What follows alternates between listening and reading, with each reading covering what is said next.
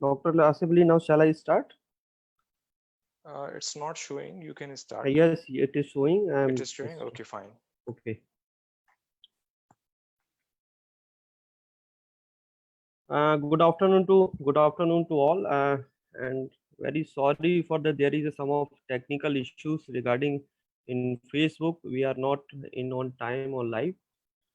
So, welcome myself, Dr. Shashi Alok, President SPSR. Today we are going to talk about hair fall management, diet, and homeopathic treatment. As we know that hair loss can affect your scalp for entire body, and it can be in temporary or permanent. It can be result of hair hormonal changes, medical conditions, or a normal part of aging. Anyone can lose hair on their head, but it's more common in men. So today we have Dr. Asif Ali for his talk, and he's a very excellent speaker. I am not going to much more detail about. I am just briefing the Dr. Asif Ali profile. So Dr. Asif Ali having a more than 12-year experience as a medical field. He did his Bachelor of Homeopathic Medical and Surgery (BHMS) in 2010. He did the course one Fundamental Critical Care Support in 2010 from Chirayu Medical College. He is also having 3 years experience in emergency services. He has conducted many stress management program in throughout India. He had been working in Dr. Vatra's Private Limited for 5 years as a chief homeopathic consultant. Dr. Asif Ali also conduct a weight management program in Adam Homeopathic Clinic, virtual clinic, that is virtual clinic, so that we have wonderful speaker and much more sound knowledge about his field. And uh, and I hope today audience will get the definitely knowledge about the homeopathic treatment hair fall, and we also know about how to homeopathic medicine work in our body. So thank you very much, Dr. Asif Ali, giving you precious time to SPSR.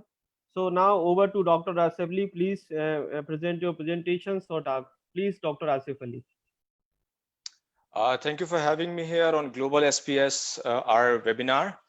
I would like to thank Dr. Shashi Alok, President of SPSR, and my audience. And today I'm going to tell you about hair fall management, diet, and treatment. जैसे ही hair fall start होता है, अक्सर हमारे दिमाग में hair oil या hair shampoo घूमना शुरू हो जाते हैं. हम गूगल करते हैं, हम यूट्यूब पे जाते हैं और देखते हैं कि किस तरह से हम अपने हेयर फॉल को बंद कर सकते हैं. लेकिन हेयर फॉल को बंद करने के लिए ये जानना जरूरी है कि ये हो क्यों रहा है. अक्सर लोगों को ये एक कॉस्मेटिक इशू लगता है, लेकिन ये कॉस्मेटिक इशू ना होके एक हेल्थ अल्टरेशन इशू है. हेल्थ में जब भी कोई चेंजेस आते हैं तो हेयर फॉल स्टार्ट हो जाता है. तो अगर हमारा हेयर फॉल स्टार्ट हो गया है तो हम ये जाने बगैर कोई भी चीज इस्तेमाल ना करें कि हेयर फॉल हो क्यों रहा है. अभी मैं एक स्लाइड शो के थ्रू आपको बताने की कोशिश करूंगा कि हेयर फॉल होता क्या है, हेयर फॉल में हमें कौन से ब्लड इन्वेस्टिगेशन कराना चाहिए, क्या डाइट हम ले सकते हैं और किस तरह के ट्रीटमेंट हमारी कंडीशन को क्योर करेंगे. और आखिरी में हम आपके सवाल लेंगे और उसके आंसर देने की मैं कोशिश करूंगा. तो मैं अपने स्लाइड को स्टार्ट करता हूं और मैं कोशिश करता हूं कि आपको समझा सकूं कि हेयर फॉल क्यों हो रहा है. जैसे कि आप स्क्रीन पे देख पाएंगे, स्क्रीन शो नहीं हो रही है शायद. ठीक है, तो मैं आपको ये बताना चाहूंगा कि अक्सर हम हेयर फॉल जब भी स्टार्ट होता है तो हम देखते हैं गूगल पे search. Yes. Dr. Asif, you can share the screen and enable the button. Okay, fine. Okay, fine. Thank you very much. तो इस स्क्रीन में हम देख रहे हैं, पहले तो मैं एक बार फिर से एडम होम्योपैथी वर्चुअल क्लिनिक की तरफ से आपका वेलकम करना चाहूंगा. Hair fall management and diet and treatment. हम हमारी पहली स्लाइड में देखेंगे कि हम यहाँ टाइप ऑफ एलोपेशिया देख रहे हैं. एलोपेशिया हेयर फॉल को ही कहते हैं. जब हमारे स्कैल्प से हेयर फॉल पैचेस फॉर्म में जाना शुरू हो जाते हैं तो हम उससे एलोपेशिया एरिएटा कहते हैं, क्योंकि वो एक पर्टिकुलर एरिया से जा रहे होते हैं. जब ये एरिएटा या ये पैचेस बड़े होना शुरू होते हैं और पूरे स्कैल्प को कवर कर लेते हैं तो हम इसे एलोपेशिया टोटलिस कहते हैं। और जब ये पूरे बॉडी से हेयर चले जाते हैं तो हम इसे एलोपेशिया यूनिवर्सलिस कहते हैं। 80 to 90% केसेस में ये रिवर्सिबल होता है। ट्रीटमेंट के दौरान हम इसको ठीक भी कर सकते हैं, क्योर भी कर सकते हैं। 10% में ये अगर हमारा IgE बहुत बड़ा हुआ है तो बाल आने के चांसेस रेयर रहते हैं, बहुत कम रहते हैं। हमारी नेक्स्ट स्लाइड में आप देख रहे हैं, यहाँ दो फोटोज हैं, एक मेल और एक फीमेल का। मेल पैटर्न बाल्डनेस और फीमेल पैटर्न बाल्डनेस, इसके बारे में हम आगे बात करने वाले हैं। मेल पैटर्न बाल्डनेस में दो बातें बहुत इंपॉर्टेंट हैं। हम समझ लें कि कौन से अलार्म है, कौन से फैक्टर हैं जो हमें बता रहे हैं कि भाई आपका हेयर फॉल स्टार्ट हो गया है, अब आपको ट्रीटमेंट की जरूरत है। अगर हम देखते हैं कि हमारी हेयर लाइन पीछे की तरफ जा रही है, रिसीड कर रही है, और हमारा क्राउन एरिया यहाँ थिनिंग हमें महसूस हो रही है, तो हम समझ लें कि अब हमें ट्रीटमेंट लेने की आवश्यकता है। ये होता क्यों है, ऐसा क्यों होता है? हमारे वर्टेक्स एरिया में, आगे के एरिया में और क्राउन एरिया में टेस्टोस्टेरोन हार्मोन के कुछ रिसेप्टर्स होते हैं। अगर ये टेस्टोस्टेरोन हार्मोन के रिसेप्टर टूट जाते हैं और कन्वर्ट हो जाते हैं DHT में, डाईहाइड्रोटेस्टोस्टेरोन में, तो DHT हमारे बालों की रूट में जाके चिपक जाता है। जैसा कि आप नीचे देख रहे हैं, ये थिक हेयर है, यहाँ पे DHT रूट में जाके चिपक गया है। जब ये रूट में जाके चिपकता है तो यहाँ से जो ब्लड सप्लाई है वो नैरो हो जाती है, ब्लड सप्लाई बंद हो जाती है, जिसकी वजह से बाल को न्यूट्रिशन नहीं मिलता है, बाल को ऑक्सीजन नहीं मिलती है, और जिसकी वजह से हेयर थिनिंग स्टार्ट हो जाती है। हेयर थिनिंग जब आगे बढ़ती है तो बाल जब पतला होकर गिरता है तो दोबारा आने के चांसेस खत्म हो जाते हैं। आगे हम देखेंगे स्टेजेस। मेल पैटर्न बाल्डनेस में कितनी स्टेज होती हैं? मेल पैटर्न बाल्डनेस में बेसिकली 7 स्टेज होती हैं। फर्स्ट टू 3 स्टेज में सिर्फ हेयर लाइन पीछे की तरफ जाती है और क्राउन एरिया थिन हो रहा होता है। अगर हमने यहाँ पे अपने हेयर फॉल को बंद कर लिया तो यहाँ पे क्योर होने के चांसेस या रिकवरी के चांसेस सबसे ज्यादा होते हैं।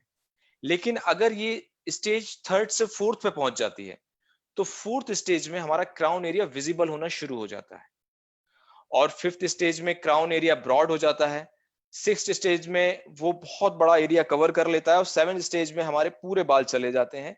ये एरिया बाल्ड हो जाता है, जिसकी वजह से ट्रीटमेंट से भी हम फिर बाल को वापस नहीं ला सकते। अगर हम हेयर ट्रांसप्लांट की तरफ जाते हैं तो हो सकता है कि हमारे बाल वापस आ जाएं। अब मैं आपको बताऊंगा फीमेल पैटर्न बाल्डनेस के बारे में। ये आप जो स्टेजेस देख रहे हैं, 1st to 3 स्टेज में आपका जो पार्टिंग एरिया है, जिसे हम मांग बोलते हैं, ये ब्रॉड होना शुरू हो जाता है। अगर ये एडवांस स्टेज में पहुंच गया, 4th स्टेज में पहुंच गया, तो ये पूरे एरिया को कवर कर लेता है।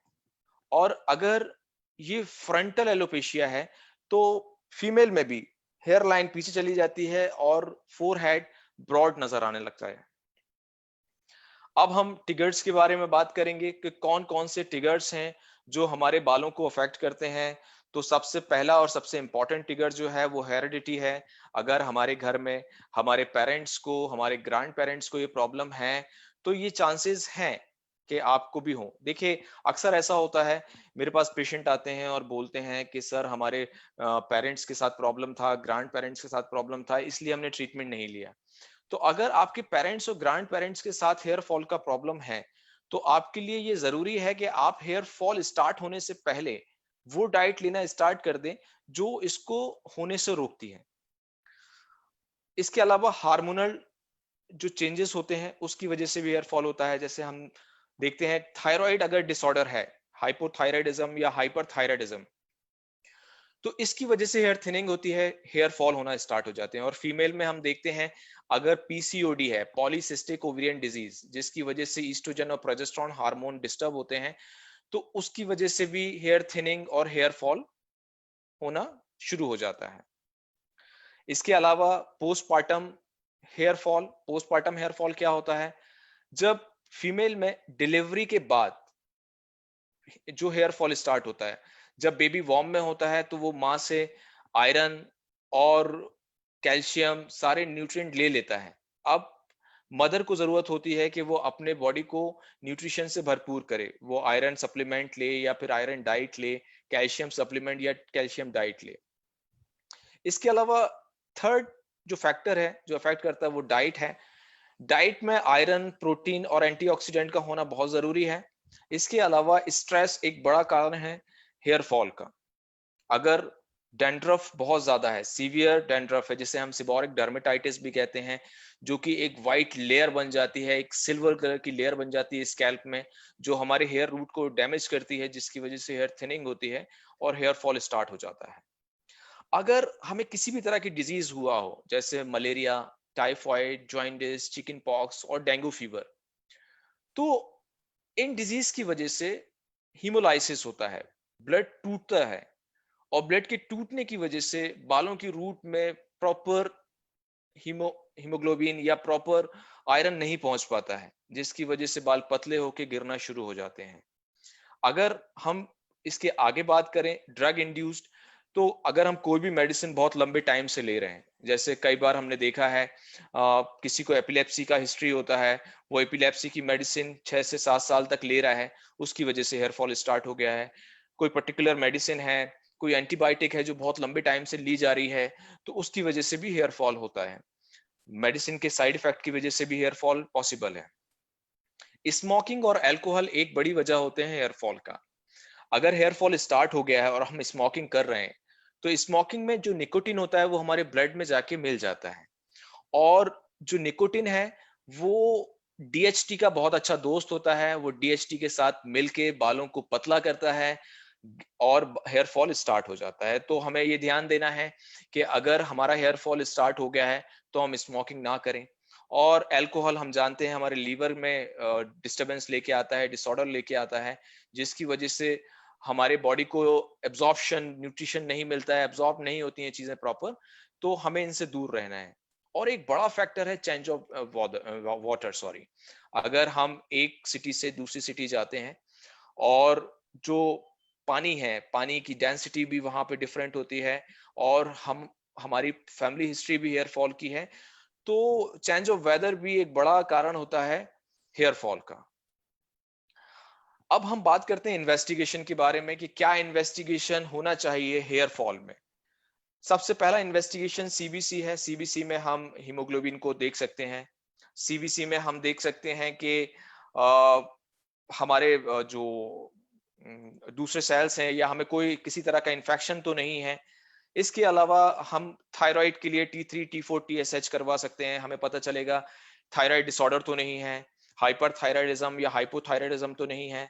इसके अलावा एक बहुत इंपॉर्टेंट जो इन्वेस्टिगेशन है, जो लोग बाग स्किप कर जाते हैं या डॉक्टर्स उसको ज्यादा तवज्जो नहीं देते हैं, वो है सीरम फेरेटिन।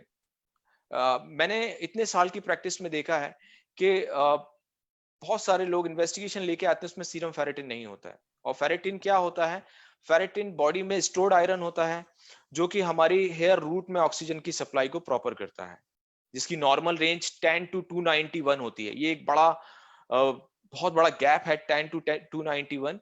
लेकिन अगर हमारी बॉडी में फेरेटिन 80 से कम है, तो फिर ये डेफिशिएंसी में आ जाएगा और बालों में आयरन की जो सप्लाई है वो प्रॉपर नहीं होगी, बाल पतले होके गिरना शुरू हो जाएंगे। आखिरी में हम देखेंगे इन्वेस्टिगेशन में विटामिन डी और विटामिन B12, इसकी डेफिशिएंसी की वजह से भी हेयर फॉल होता है।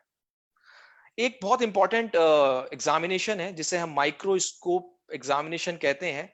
अक्सर हम डॉक्टर के पास जाते हैं जिनके पास माइक्रोस्कोप नहीं होता है, जिसकी वजह से वो ये देख नहीं पाते हैं कि बालों की कंडीशन क्या है। मैं आपको दिखाना चाहूंगा, ये इस तरह का एक इक्विपमेंट होता है, ये मेरे हाथ में जो है, इसके अंदर कुछ लाइट्स होती हैं और ये पार्टिंग एरिया में रख के ये देखा जा सकता है कि बालों की डेंसिटी कैसी है। देखिए, बाल दो तरह के होते हैं अक्सर। एक होता है टर्मिनल हेयर, जो कि स्कैल्प पे 80% होना चाहिए, और दूसरा होता है वेलस हेयर, जो कि 15 to 20% होना चाहिए। टर्मिनल हेयर थिक हेयर को बोलते हैं, और वो अक्सर हमें बालों स्कैल्प में नजर आते हैं। और वेलस हेयर बहुत पतले बाल होते हैं, तो इनका रेशो अगर 80 to 20 है तो ये नॉर्मल है। और वो कैसे पता चलेगा? वो माइक्रोस्कोप की एग्जामिनेशन से ही पता चलेगा कि उसका रेशियो क्या है। अगर उसका रेशियो 50-50 है, इसका मतलब ये है कि आपका हेयर फॉल बहुत ज्यादा होने वाला है।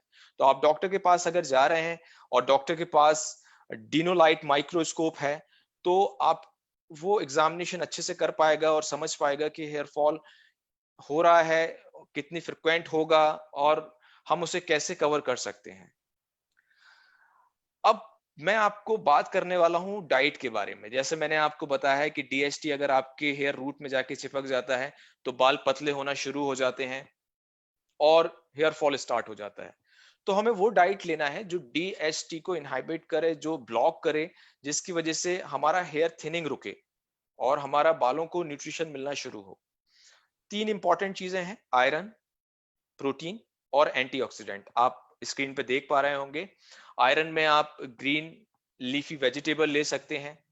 ब्लैक डेट्स में अच्छा आयरन होता है जिसे हम खजूर कहते हैं। रेजिन्स जिसे हम मुनक्का कहते हैं। जैगरी गुड़ में अच्छा आयरन होता है। मिल्क के साथ आप हल्दी पाउडर भी मिला के ले सकते हैं, हल्दी में भी आयरन होता है, अच्छा सोर्स है आयरन का। इसके अलावा प्रोटीन हमें लेना है। प्रोटीन में सोयाबीन एक अच्छा सोर्स है। सोयाबीन में सोया चंक, नट्स, टोफू, मिल्क, कुछ कुछ भी आप ले सकते हैं। जो एगेरियन है वो एग ले सकते हैं। और इसके अलावा मेथी दाना एक अच्छा सोर्स होता है प्रोटीन का। आप 5 ग्राम मेथी दाना पानी में सोक करके रख सकते हैं और सुबह उसको खा सकते हैं, तो आपको प्रोटीन अच्छी मात्रा में मिल सकता है। इसके अलावा हम एंटीऑक्सीडेंट की बात करेंगे। एंटीऑक्सीडेंट में आप ग्रीन टी ले सकते हैं। ग्रीन टी आपको मील के बाद लेना है, खाने के बाद, खाने से पहले ग्रीन टी नहीं लेना है। वॉलनट एक अच्छा सोर्स होता है एंटीऑक्सीडेंट का। Almonds, flax seed, pumpkin seed, ये बहुत अच्छे सोर्स हैं एंटीऑक्सीडेंट के। एंटीऑक्सीडेंट हमारे बॉडी में ऑक्सीडेंट बनाने से रोकता है और किसी भी तरह की बीमारी में ये मददगार होता है। विटामिन B12 की डेफिशिएंसी से कैनेटाइटिस जो एक डिजीज है जिसमें हम कहते हैं बाल सफेद हो जाते हैं, कैनाइटिस, बाल सफेद होना शुरू हो जाते हैं बहुत अर्ली एज में। अब बता, हम मेरे पास पेशेंट आते हैं, बच्चे की उम्र 6 साल है, 7 साल है, लेकिन उसके बाल सफेद हो रहे हैं। तो उसकी वजह है कि अक्सर विटामिन B12 की डेफिशिएंसी से ये प्रॉब्लम आती है। और विटामिन B12 वेजिटेबल में और नहीं होता है, तो हमें मिल्क या मिल्क प्रोडक्ट से ये लिया जा सकता है, या फिर हम बीफ या फिर मीट के थ्रू ले सकते हैं। विटामिन सी हमारे लिए बहुत जरूरी है। एब्जॉर्प्शन, आयरन के एब्जॉर्प्शन में ये मदद करता है। हम लेमन ले सकते हैं, स्ट्रॉबेरी ले सकते हैं, ऑरेंज और आंवला भी इसका अच्छा सोर्स होते हैं। विटामिन सी लेने से हमारे बॉडी में जो हम आयरन ले रहे हैं वो एब्जॉर्ब प्रॉपर होता है। अब हमें क्या नहीं करना है वो मैं आपको पहले भी बता चुका हूं, लेकिन मैं यहाँ थोड़ा सा आपको उसमें फिर से बता सकता हूँ। हम अगर हमारा हेयर फॉल है तो हम कोशिश करें कि हम चाय या कॉफी ना लें, क्योंकि चाय और कॉफी से आयरन का एब्जॉर्प्शन नहीं होता है और ये हमारी स्किन और हेयर के लिए भी अच्छा नहीं है। हमें अवॉइड करना है स्मोकिंग, जैसा कि मैंने आपको बताया उसमें निकोटीन होता है। हमें अल्कोहल अवॉइड करना है और हमें 6 to 8 आवर्स की टाइट स्लीप लेना है। स्लीप हमारे स्ट्रेस को कम करता है।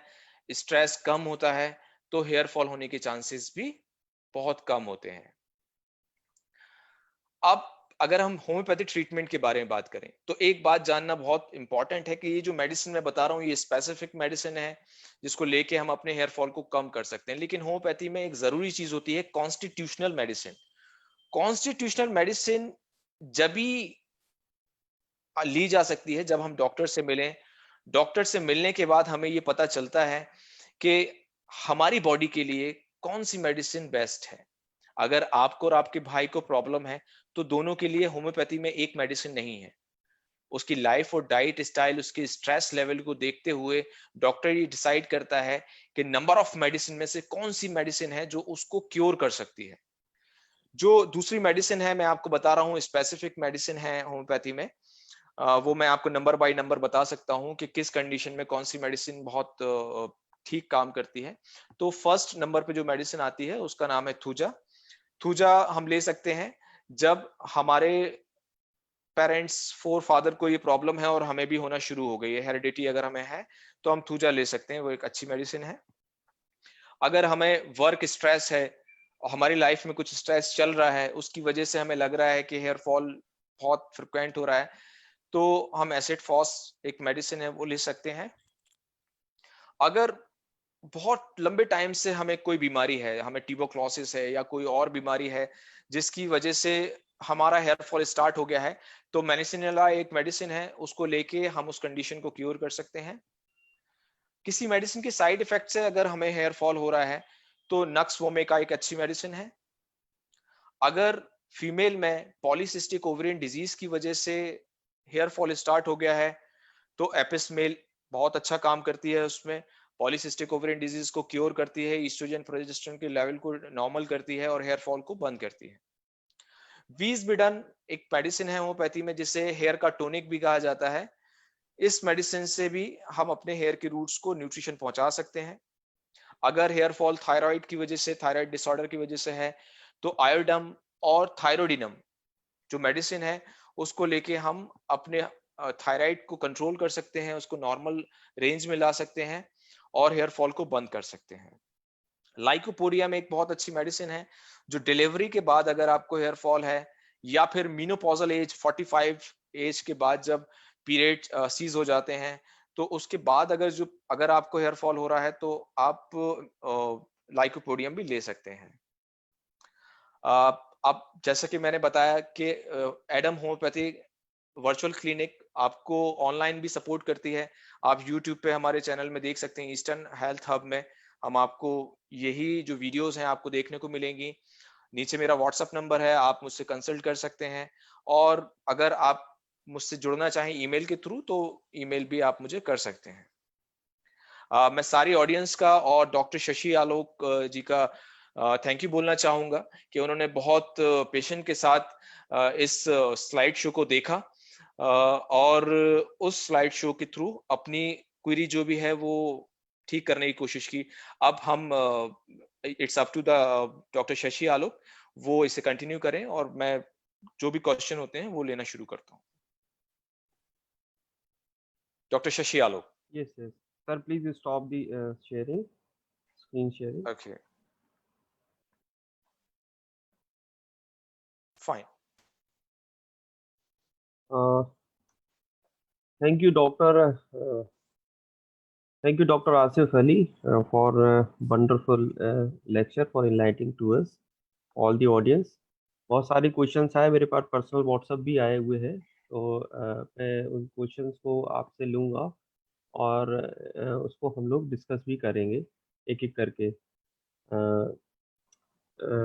Doctor Asif, can you stop this screening? Okay fine, wait. Yes yes, okay fine. Okay. Doctor Asif, कुछ एक क्वेश्चंस आए मेरे पास, मैं लगातार देख रहा हूँ फेसबुक। कुछ हमारे यूजर्स पहले भी जुड़े थे, कुछ टेक्निकल इश्यूज की वजह से हम लोग लेट हो गए।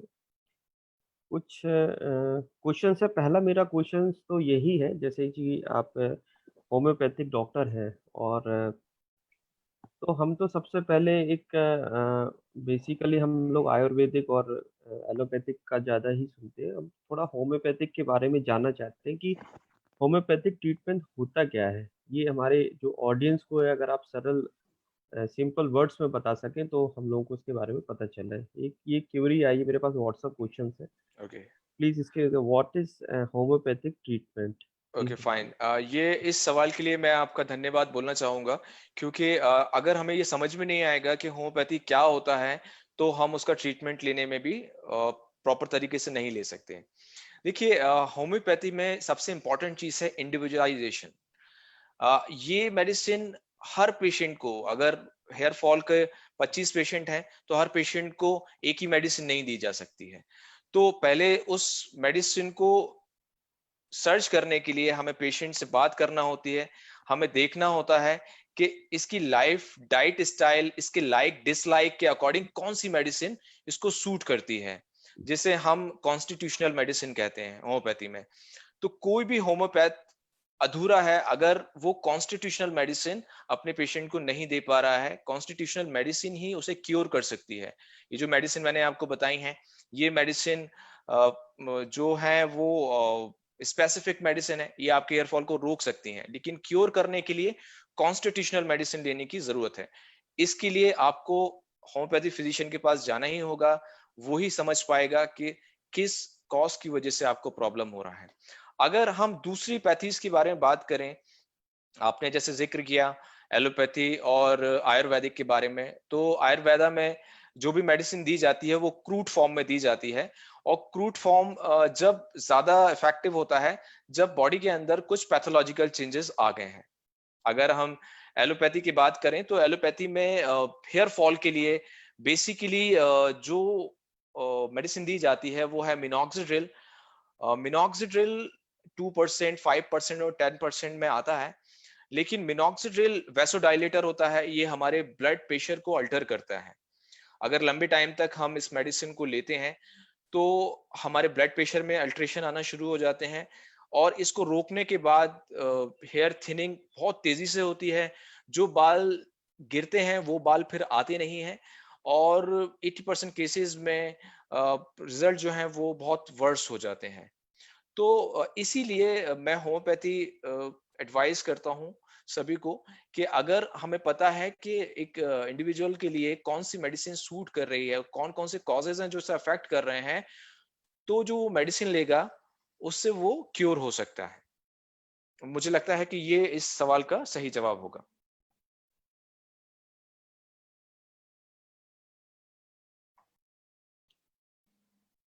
Doctor, I'm not able to listen you. I mean, thank you doctor Asif okay, fine. Homeopathic treatment के बारे में बताने के लिए। एक दूसरा एक क्वेश्चंस है, एक ऑडियंस का आया हुआ है, हम होम्योपैथिक ही मेडिसिन क्यों लें, या फिर एलोपैथिक में भी का इलाज अवेलेबल है, तो आप हाँ, क्या सजेस्ट करते हैं अपने को? जैसे जैसे कि मैंने आपको इसके पहले वाले क्वेश्चन में आंसर दिया कि होम्योपैथी जो मेडिसिन होती है वो कॉन्स्टिट्यूशनल मेडिसिन आपको क्योर कर सकती है। डॉक्टर ये समझता है कि आपको ये जो प्रॉब्लम है वो स्ट्रेस की वजह से है या डाइट की वजह से है, और आपकी लाइक डिसलाइक लाइफ स्टाइल को देखते हुए मेडिसिन जो होती है वो सिंगल मेडिसिन आपको दी जाती है जो आपको क्योर कर सकती है। वहीं एलोपैथी मेडिसिन में अगर हेयर फॉल के लिए कोई भी पेशेंट जाता है तो ज्यादातर उसे मिनॉक्सिडिल मिनटॉप दिया जाता है। मिनॉक्सिडिल वैसोडाइलेटर होता है जिसके बंद करने से हेयर फॉल बढ़ जाता है, हेयर थिनिंग बढ़ जाती है। तो अगर हम कॉजेटिव फैक्टर पे जाके ट्रीटमेंट लेते हैं तो definitely you will get cure. Okay, thank you very much. एक नेक्स्ट क्वेश्चन है कि अगर हमारे पेरेंट्स को अगर हेयर फॉल है, तो क्या उनके बच्चों को भी होगा, ऐसा कुछ है? क्या वो हेरिडिटरी चलेगा? ओके फाइन, ये बहुत अच्छा क्वेश्चन है। कई बार पेशेंट मेरे पास आते हैं और बोलते हैं कि मेरे फादर फोर फादर को प्रॉब्लम था इसलिए मैंने कभी ट्रीटमेंट नहीं लिया, मुझे लगा ओके। कि बाल तो जाएगा। तो मैं आपको इसका जवाब ऐसे दे सकता हूँ कि जो डीएनए होता है, सभी लोगों का डीएनए 99.9% सेम होता है, और उसका जो एसपीआर होता है वो डिफरेंट होता है। तो एक फैमिली में अगर 3 बेटे हैं तो हो सकता है जो फादर से उसका एसपीआर मैच कर रहा है वो 1 का या 2 का हो, और उनमें वो फैक्टर अफेक्ट करें और हेयर फॉल स्टार्ट हो जाए। लेकिन इसका ये हरगिज मतलब नहीं है कि उसे ट्रीटमेंट नहीं लेना है। अगर वो ट्रीटमेंट लेता है, उसे कॉन्स्टिट्यूशनल मेडिसिन दी जाती है, तो उसका हेयर फॉल बंद भी हो सकता है, कंडीशन डिले भी हो सकती है और कंडीशन क्योर भी हो सकती है। तो इसीलिए उसे होम्योपैथी मेडिसिन जरूर लेना चाहिए अगर उसका हेरिडिटी प्रॉब्लम है तब भी। डॉक्टर से एक रश्मि जनकायनी का एक क्वेश्चन है, it is effective during pregnancy, does it have sex? एक क्वेश्चन आया हमारे पास आप डॉक्टर से। your voice was not very clear. Please, can you repeat it? एक क्वेश्चन है, it is effective during pregnancy, does it have side effect? देखिए, homeopathy जो medicine है वो आप कभी भी ले सकते हैं, प्रेगनेंसी में भी ले सकते हैं, और अगर प्रेगनेंसी में वो मेडिसिन ली, वैसे भी प्रेगनेंसी में हम सप्लीमेंट आयरन सप्लीमेंट लेते हैं और भी सप्लीमेंट लेते हैं जो बेबी को हेल्दी बना के रखते हैं, तो बहुत कम ऐसा देखने को मिला है कि प्रेगनेंसी में हेयर फॉल होता है। प्रेगनेंसी में हेयर ज्यादा स्ट्रांग हो जाते हैं और ज्यादा अच्छे हो जाते हैं। तो मैं ये सलाह दूंगा कि अगर प्रेगनेंसी है एक तो क्वेश्चन है MK ग्रोवर का, sir best shampoo for hair fall. Sorry, can you hear me doctor Asif? Yes yes please, your voice is not proper, doctor, and your skin is stuck. Hello,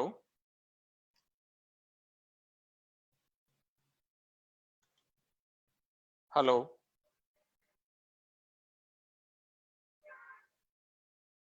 hello, doctor, I'm not able to listen you. Hello.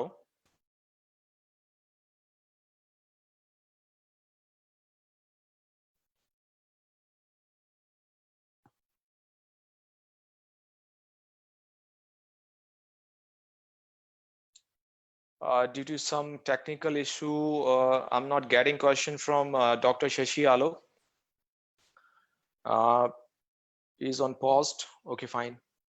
तो ये जो questions आ रहे हैं उसमें questions कई लोगों को पूछना होता है। मेरी प्राइवेट प्रैक्टिस में भी ये देखने को आया ये क्वेश्चन बार बार कि फादर को फोरफादर को प्रॉब्लम है तो हम ट्रीटमेंट लें या नहीं लें। आपको जरूर लेना है। अगर प्रेगनेंसी है तो प्रेगनेंसी में अक्सर हम सप्लीमेंट लेते हैं, आयरन सप्लीमेंट और दूसरे सप्लीमेंट्स लेते हैं। तो वो सप्लीमेंट लेने से हमारी कंडीशन क्यों? यस डॉक्टर, सॉरी बीच में इंटरप्ट हो गया था कुछ। आप अपना क्वेश्चन दोबारा पूछ सकते हैं। मैं फिर से एक बार पूछ लेता हूँ, शायद ऑडियंस नहीं सुन पाए कुछ इंटरनेट इशू की वजह से। क्वेश्चन ये था डॉक्टर आसिफ की, शैम्पू के बारे में किसी ऑडियंस ने पूछा था कि कौन सा बेस्ट शैम्पू हम लोग ले सकते हैं। देखिए शैम्पू आपके स्कैल्प के लिए बहुत जरूरी है और आपको शैम्पू वो लेना है जिसका पीएच 7.5 से कम हो, मतलब एसिडिक ना हो। ऑर्गेनिक शैम्पू आप ले सकते हैं जिसका अक्सर पीएच 5.5 होता है। कोई भी शैम्पू बाजार में आपको मिलेंगे, जो भी ऑर्गेनिक शैम्पू है उसको आप ले सकते हैं। आप सर्च करेंगे जिसका पीएच 5.5 है, वो आपके स्कैल्प के लिए हेल्दी है। ओके, नेक्स्ट क्वेश्चन है डॉक्टर आसिफ।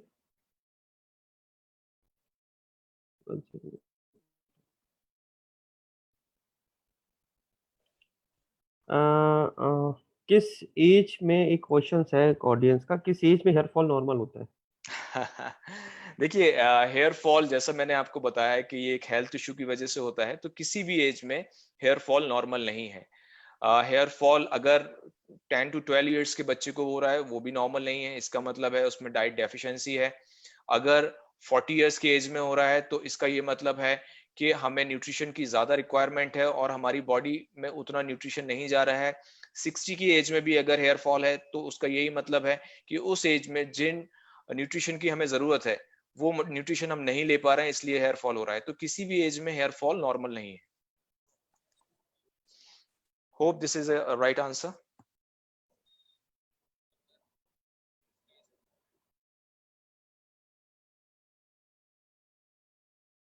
तो आपको हर किसी भी एज में अगर प्रॉब्लम है तो आपको you have to take proper diet, nutrition and you know as a management you can take proper shampoo and sometimes oiling. Okay, तो नेक्स्ट क्वेश्चन है डॉक्टर आसिफ, क्या मेडिसिन, मेरा भी यही है, सभी के बाल जाते हैं, क्या मेडिसिन लेने के बाद बाल वापस आ सकते हैं क्या? देखें होम्योपैथिक हम लोग फाइन, delivered अगर करते हैं। अगर अगर हेयर फॉल हो रहा है और जो हमारी फॉलिकल है उसमें 2 या 3 स्टैंड्स हैं और वो स्टैंड, एक स्टैंड या 2 स्टैंड गिर गए हैं, तो ट्रीटमेंट लेने से बाल उस फॉलिकल से वापस आ सकते हैं। लेकिन अगर फॉलिकल फ्यूज हो जाता है तो फिर बालों के आने के चांसेस खत्म हो जाते हैं। और वो मैंने जैसे कि आपको पहले बताया माइक्रोस्कोप के थ्रू देख सकते हैं कि आपके फॉलिकल फ्यूज हैं या वहां पे स्टैंड्स हैं। तो अगर वहां पे स्टैंड्स हैं, बाल हैं, फॉलिकल्स हैं, तो मेडिसिन से वहां पे नए बाल आ सकते हैं। लेकिन जो एरिया बाल्ड हो गया है वहां पे बाल आने के चांसेस खत्म हो जाते हैं। डॉक्टर आसिफ, एक मेरा भी क्वेश्चन है कि कितने बाल गिरना नॉर्मल होता है? हम लोग देखते हैं जनरली जब लोग बेड पे लेटते हैं कहीं भी बाल गिर जाते हैं टॉयलेट्स में इधर उधर। हम्म। तो ऐसा कुछ है कि कितना बाल एक दिन में जैसे हेयर फॉल हो रहा है कितना गिर सकता देखिए ये बहुत अच्छा क्वेश्चन है। ये क्वेश्चन काफी लोगों को कंफ्यूज करता है। जब डॉक्टर बोलते हैं कि अगर आपके 100% 100-150 बाल डेली जा रहे हैं तो ये नॉर्मल है, तो पेशेंट कहता है कि नहीं, मेरे तो 4-5 बाल जाते हैं और इसका मतलब ये नॉर्मल है। इसको हम कैसे काउंट कर सकते हैं? अगर हमें लग रहा है कि हम हेयर वॉश कर रहे हैं और बहुत सारे स्टैंड चले गए हैं, बहुत सारे बाल गिर गए हैं, हम कॉम्ब कर रहे हैं तब भी बाल आ रहे हैं, हमारे पिलो पे भी नजर आ रहे हैं, फ्लोर पे भी नजर आ रहे हैं, इसका मतलब ये है कि it is more than 100 stands. तो अगर हर जगह आपको बाल नजर आ रहे हैं और अगर आप बालों को पुल करते हैं, धीरे से ऊपर करते हैं और फिर आपके हाथ में बाल आ जाते हैं, इसका मतलब ये है कि आपका हेयर फॉल एबनॉर्मल है। तो वैसे 100 स्टैंड नॉर्मल है, लेकिन अगर आपको नोटिस हो रहा है बार बार तो it is more than 100 stand. है? Okay, thank you. जो स्कैल्प को अगर शेव करने से क्या हेयर फॉल को रोका जा सकता है डॉक्टर? स्कैल्प जो लोग कुछ क्वेश्चन है स्कैल्प। जी जी, एक ऑडियंस का है हमारी तरफ से मयंक कुमार का। जी ओके, फाइन। देखिए मैंने अक्सर देखा है पेशेंट जब आते हैं तो वो शेव करा के आते हैं अपने स्कैल्प को, और उनका कहना होता है कि जब मैं शेव करा लेता हूं तो मेरा हेयर फॉल नहीं होता है या बहुत कम होता है। तो बेसिकली जब शेव करा लेते हैं तो हमें हेयर नजर नहीं आते हैं, बहुत छोटे हो जाते हैं, तो हम उससे नोटिस भी नहीं कर पाते हैं। मैं इसको एक एग्जांपल के थ्रू बताने की कोशिश करूंगा कि अगर बारिश बहुत तेज हो रही है, रेनी सीजन है, बारिश बहुत तेज हो रही है, और मैं किसी से बोलूं आप बारिश को बंद करके दिखाइए, तो बारिश को बंद करना इम्पॉसिबल है।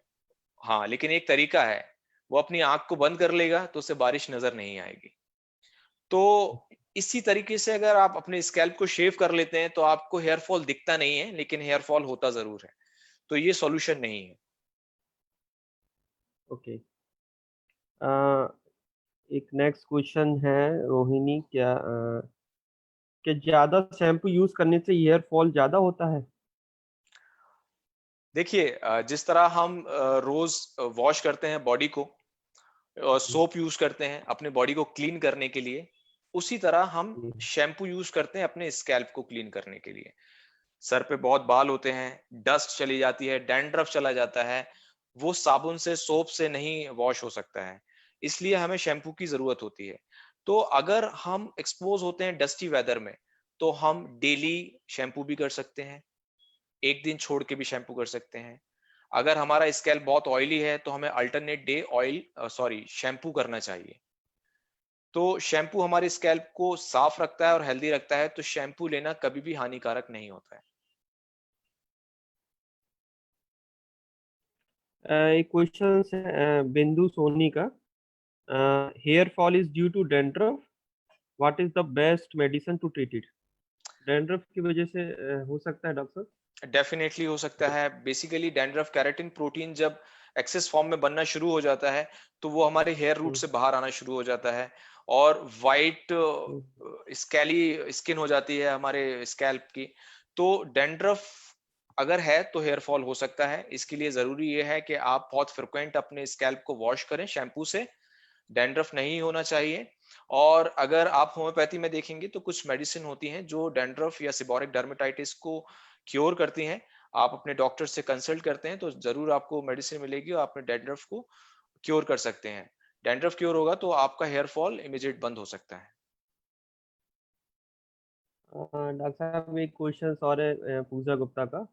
सम special solution of hair fall in summer season because of sweat, पसीना बहुत आता है उसकी वजह से शायद।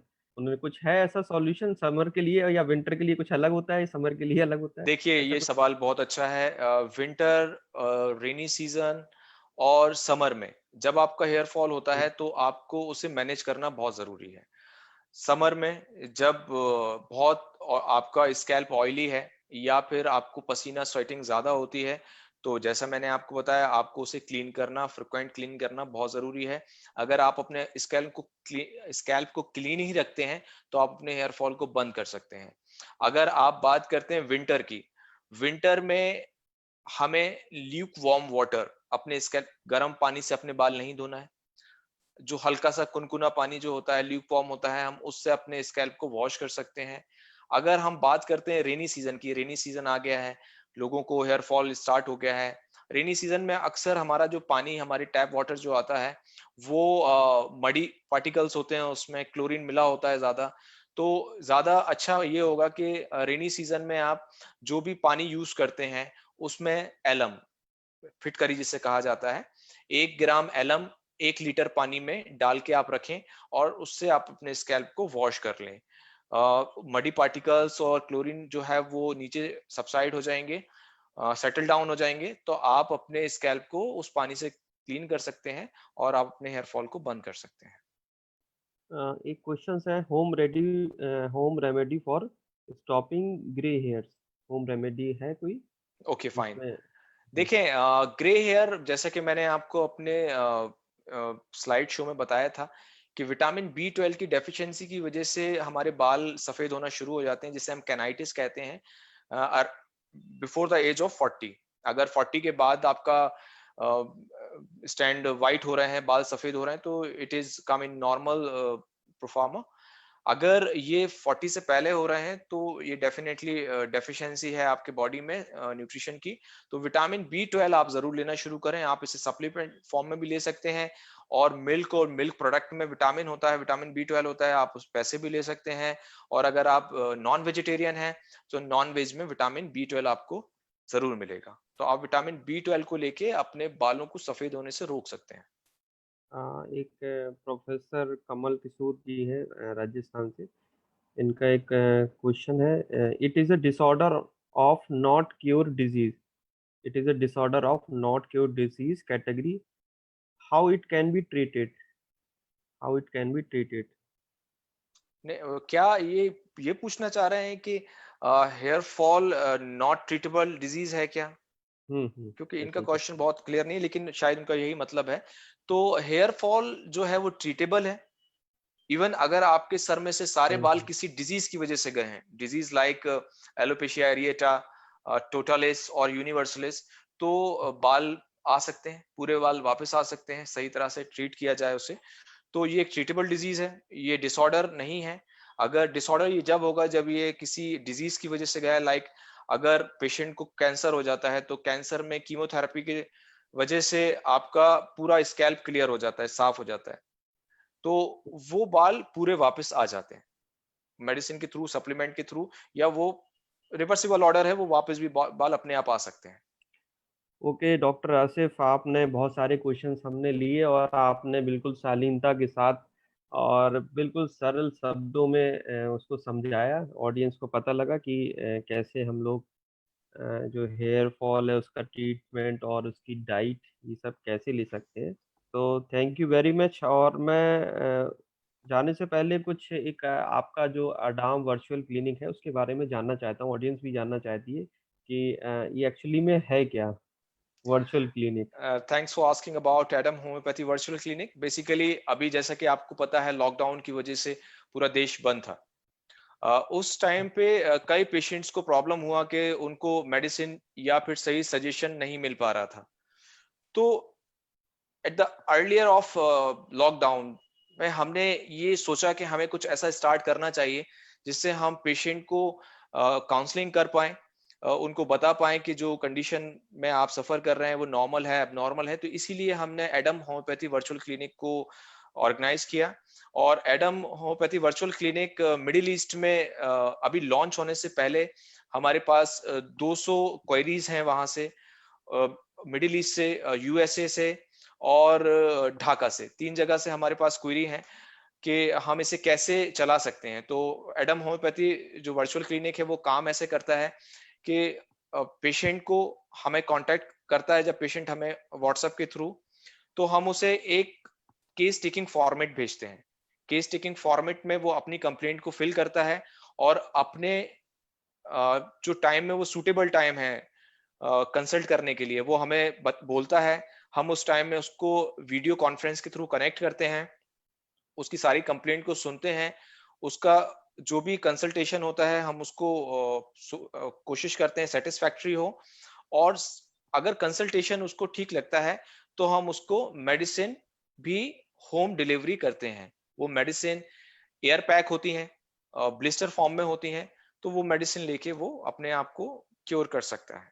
तो ये अभी हमारे पास लॉन्च नहीं हुआ है, लेकिन लॉन्च होने से पहले 200 जो क्वेरीज हैं वो डिफरेंट कंट्रीज से हैं, मिडिल ईस्ट से, यूरोप से और ढाका से।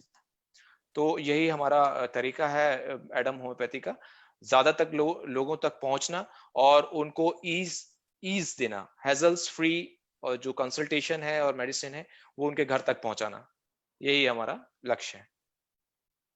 Thank you doctor Asif Ali. Last में मैं कुछ जैसे कि ऑडियंस के लिए चाहूँगा कि अभी कोरोना कोविड-19 बहुत तेज़ी से फैल रहा है, उसके लिए कोई आप प्रिकॉशंस या कुछ एक कहना चाहें?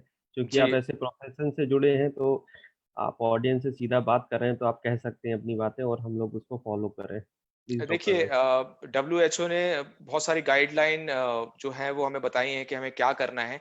अपार्ट फ्रॉम द गाइडलाइन, मैं आपको जो मेडिसिन बताने वाला हूँ वो आप लेके अपनी इम्यूनिटी को स्ट्रॉन्ग कर सकते हैं। और इससे पहले भी जब से ये मेडिसिन वजूद में आई है, तब से ये किसी भी वायरल इन्फेक्शन को बॉडी में आने से रोकती है।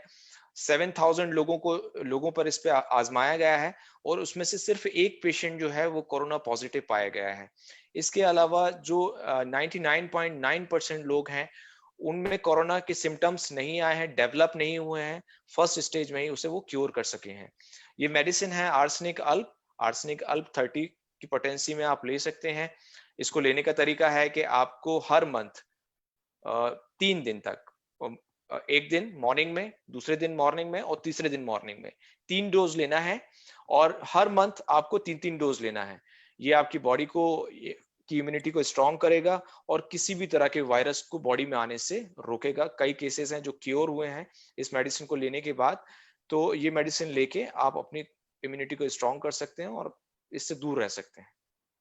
Thank you very much, Dr. Asif Ali, for such a wonderful lecture and enlightening to us and audience, virtual audience, and students, faculty members, and all the. So thank you very much. And here now, I would like to thank to Mrs. Monica Sabarbal, Secretary SPSR, doing wonderful job for this webinar or talk, doing day and night work regarding our lecture, and Dr. Saurabh Gose, Joint Secretary SPSR. He is also doing good work for this webinar और सभी लोग बहुत अच्छे से लगे रहे और बहुत मेहनत की। डॉक्टर आसिफ अली, मैं आपको बताना चाहता हूँ कि आपके जो वेबिनार है, ये जो टॉक है, इसके रिगार्डिंग हम लोग को मोर देन 2500 रजिस्ट्रेशंस रिसीव हुए और सभी लोग उन्हें ऑल ओवर इंडिया तो एज वेल एज अब्रॉड से भी हम लोग हमारे पास रजिस्ट्रेशंस आए बहुत सारे। तो So yes yes, yes so I would like to consider, like I'm very thankful to all of you, Dr. Shashi Alok, Mrs. Monica Sabarwal, and the entire team, जिसने ये कंडक्ट किया, मुझे इनवाइट किया और मुझे मौका दिया ऐसे प्लेटफॉर्म पे अपनी बातों को रखने का। So once again, very thankful to all. Thank you very okay much. Okay Dr. Asif, I would like to thanks to our team members also, Mr. Sanjay Navdev, Roshan, our media coordinator, Roshan and Shivam. They are doing wonderful job or day and night and advertising your talk.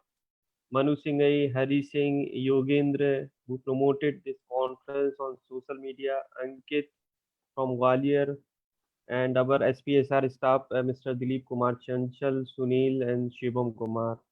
So they all are doing a very good job in during this webinar.